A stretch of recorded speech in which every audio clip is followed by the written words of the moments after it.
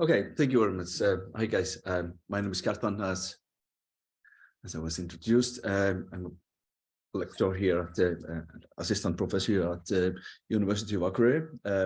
We are going to introduce a paper that are still in the preliminary stage. This is the agenda. We're just going to go through the aim of the research, theoretical background, hypothesis, research sample, results, and conclusion. Aim of the research, the purpose of the conducted empirical research is to identify practices applied by European companies regarding corporate social responsibility, or this CSR reporting that we are focusing on, and the relationship with the membership of the companies in the United Global Compact. I will just refer to the compact here at the international organization. So the compact is a kind of a voluntary initiative aimed at promoting CSR among businesses and to encourage companies to adopt 10 principles relating to human rights, labor standards, the environment, and anti-corruption. To date, more than 3,000 companies from 130 countries have joined the compact, making the world's largest corporate social responsibility initiative.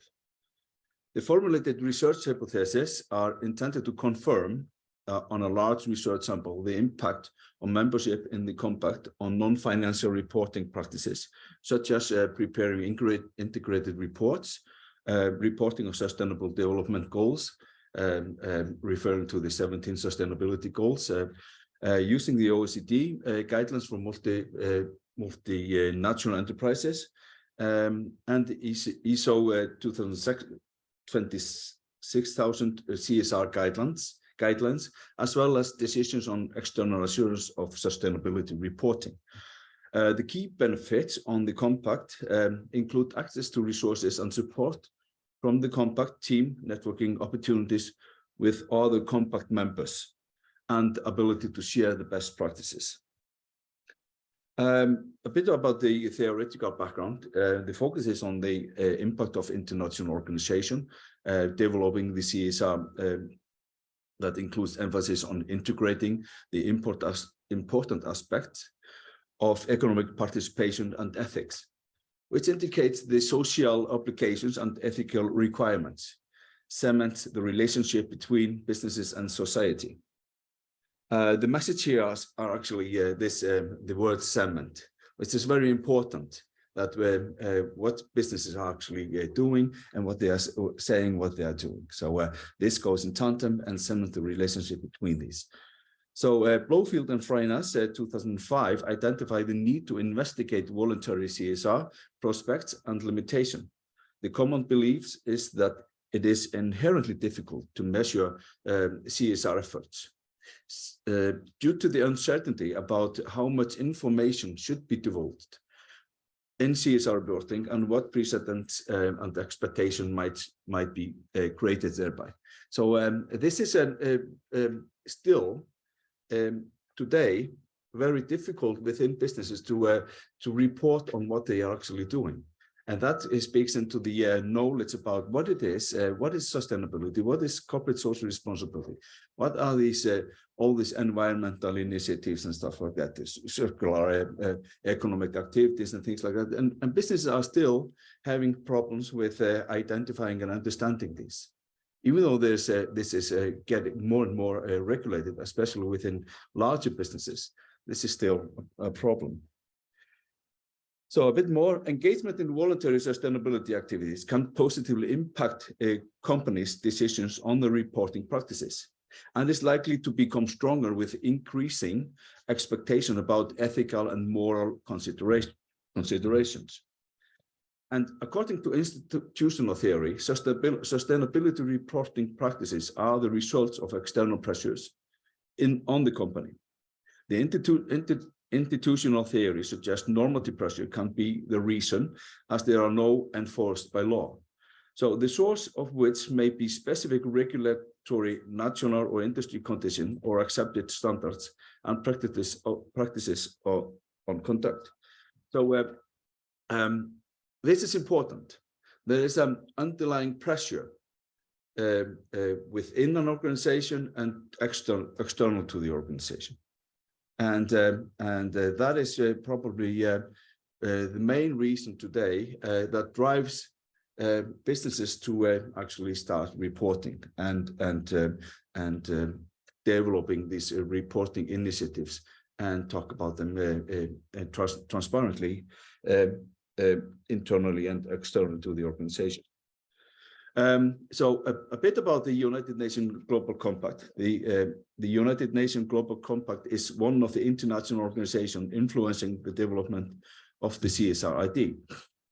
The origins of the compact dates back to June 2000, when UN Secretary General Kofi Annan called on entrepreneurs to initiate the Global Compact of shared values and principles, which will give the human face to the global market. The United Nations Global Compact is recognized as an important milestone in the history of global CSR. Furthermore, the compact invites businesses to become member of this organization. In general, collective CSR initiatives have received much credit and praise. So, it was very important in the beginning of in the year 2000 when CSR was actually not very well known, even though it was more of an academic term rather than a business term. So this was very important initiative by the UN nations to actually start to develop this and get the knowledge into the businesses. So a bit about previous research. McKinsey concluded that the compact has had a noticeable incremental impact on companies. The UN governments and other civil societies actors has built a strong base for future results. Sentimar and Hoshi analyzed the compact impact of membership of CSR practices by surveying members of the organization that considered the expected and actual benefit noticed of participation.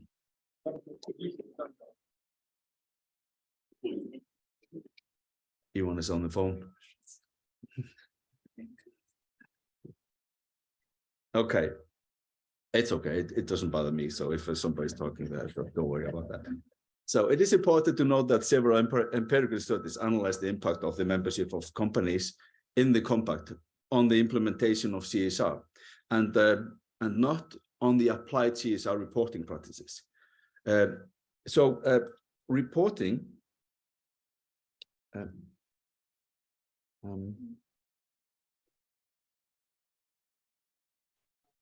You need to touch the screen. Yeah.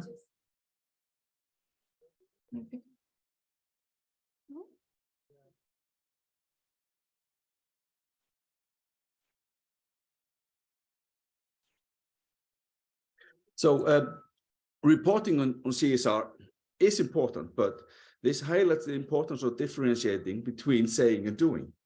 So what I'm saying here is that when businesses, in general, it's called greenwashing, when businesses report on what they're doing, how good they are, how great they are, and stuff like that, it doesn't go in tandem with what they are actually doing. So they raise the quality of what they're doing in the front end of the business, while they do some other stuff that is not very nice to report on from the back end of the organization. So this needs to go in tandem, reporting and what you're actually doing. So SETI and Shepard's 2014 analyzed firm impact performance to understand whether they would cause demonstrable change in CSR sustainability activities as compact signatory members. They found out that the compact had a limited impact on company behavior. Companies were likely to join the compact to improve their public image than to make fundamental change in the CSR sustainability activities. And Berlin and Prakas analyzed the institutional rules of the compact and their impact on the behavior of members. They found significant change of behavior of among members firms, such as increased sustainability disclosure, increase in the number of firms that are engaged in sustainability initiatives, and decrease in the number of firms that are engaging in environmental harmful practices. So thus, it is assumed that membership in the compact contributes to the greater experience of companies, not only in the implementation of CSR practices, but also in the development of CSR initiative.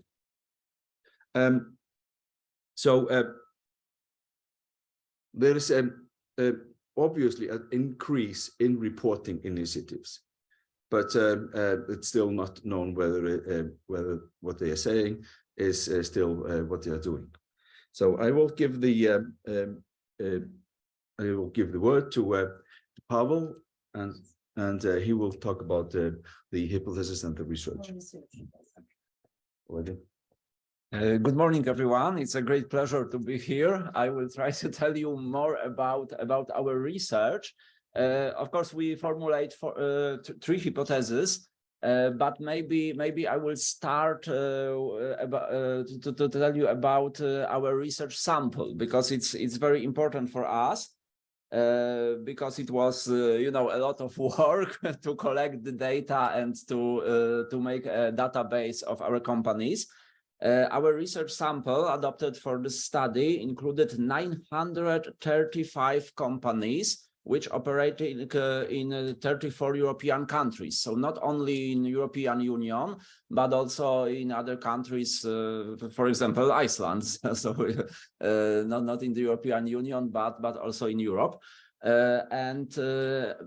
Our companies from this research sample, all these companies published their non-financial reports, so corporate social responsibility reports, in special database, a sustainability disclosure database held by the Global Reporting Initiative. Maybe you know this abbreviation GRI, yes, Global Reporting Initiative. And they also have special standards for non-financial reporting to prepare corporate social responsibility reports. And of course, all our companies, all research sample units were multinational companies. It was 263 companies, or large entities. It was 672 companies. But about 60% of these companies were also listed on the stock exchange in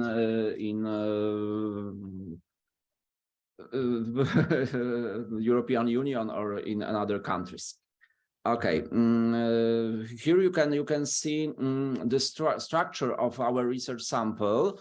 And 422 companies were members of the UNGC, United Nations Global Compacts, and the remaining 513 companies haven't decided to join the organization. So it was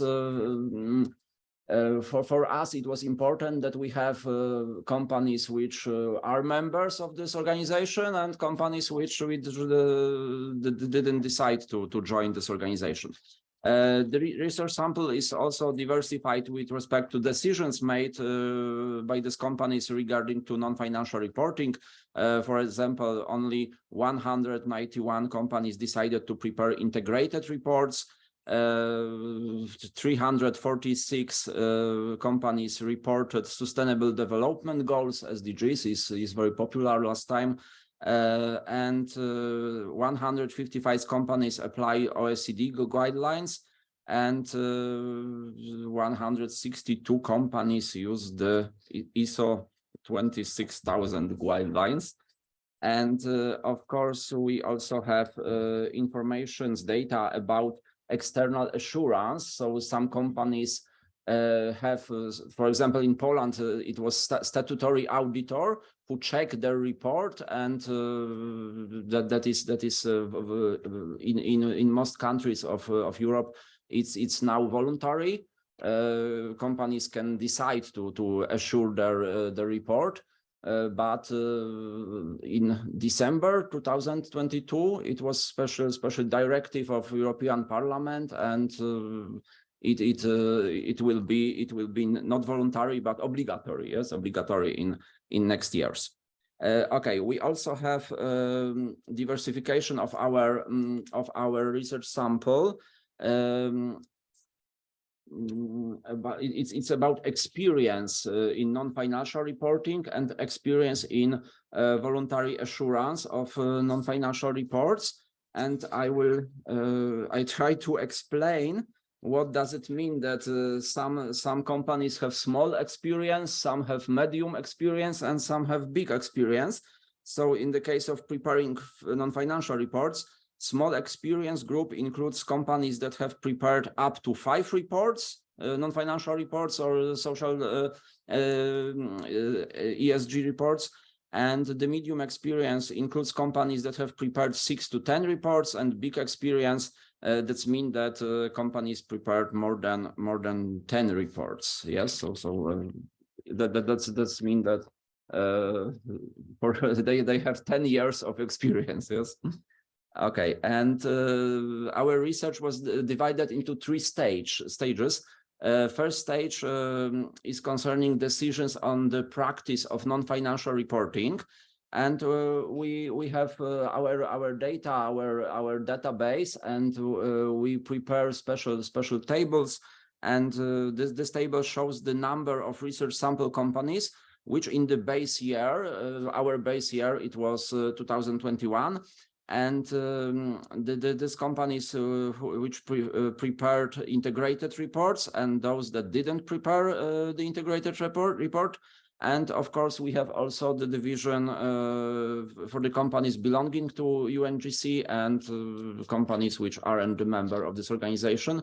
So for example, I don't know, maybe this 101 companies decided to prepare integrated report, and also they are members of UNGC organization. Of course, we for every data of this tables, for example, next we have companies which decided to report social development goals, companies which decided to use OECD or guidelines, and companies decided to use ISO 26000 guidelines.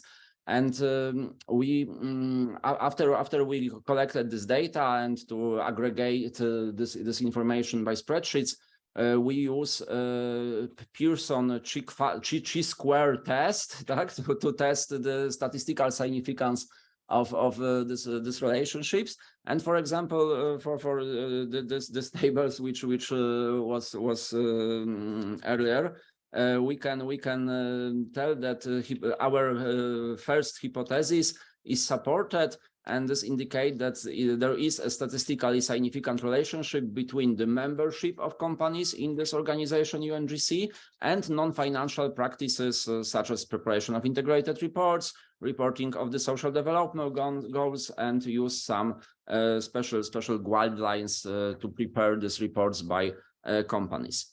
The second stage of our study, of our research, was concerning decisions on external assurance of non-financial reports. So from this table, you can check how many companies from our research sample decided to external assurance. For example, they pay to a statutory auditor who checked their report, and how many of these companies are members of UNGC, and how many aren't members of this organization. We have also the second table where we can find information about scope of the assurance.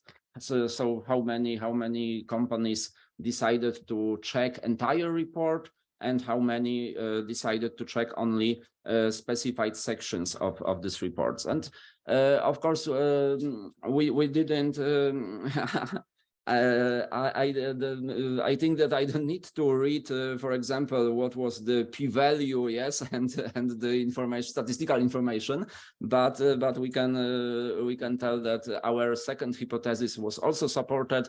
So there is a statistically significant relationship between the membership of companies in the UNGC and the decisions of companies concerning assurance, yes, voluntary assurance, and checking information in non-financial reports. And the third stage, the last stage of our study, was concerning with previous experience of companies in non-financial reporting. So we divide our research sample into three groups: small experience, medium experience, and big experience, and also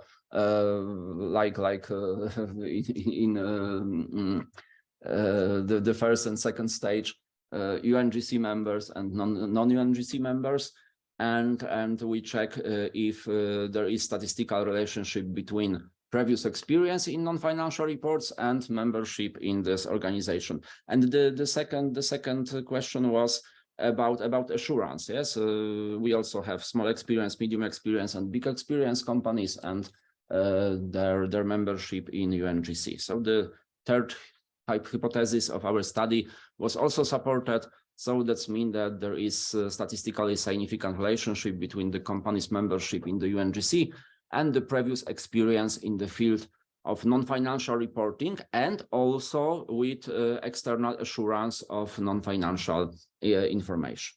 And there is some conclusions, but I think that the most important is the third point, that it's worth, in our opinion, it's worth emphasizing that the UNGC is committed to providing a platform for dialogue and learning among all societal actors on CSR, so all these companies, and education, awareness raising, and advocacy of the business case for responsible practices is one way that the UNGC can help achieve profound changes in companies' business practices. So I think that in our study, we confirm that there is a relationship between the membership in this organization and the practices of non-financial reporting. Of course, our study has some practical implication because since the UNGC is an important actor in social change towards CSR reporting practices, we think that special attention should be on further promoting this organization in European Union member states, and of course not only in European Union, because all new members of the UNGC can contribute to the development of reporting aligned with sustainability and CSR practices. Okay, thank you for attention. And if you have any questions, we will try to tell.